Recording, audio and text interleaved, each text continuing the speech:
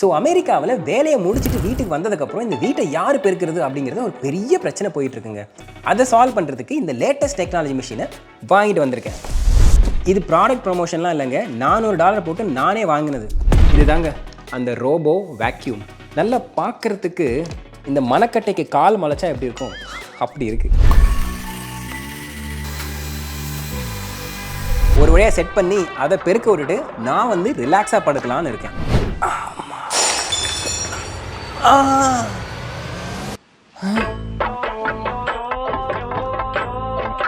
குப்பையை பெருக்க சொன்னா காலை பெருக்கிட்டு இருக்க. அப்படி போ. ஒரு ப்ராப்ளத்தை சால்வ் பண்ணலான்னு பார்த்தா இன்னொரு ப்ராப்ளம் நிற்கிது. சொந்தம் தொடர சப்ஸ்கிரைப்.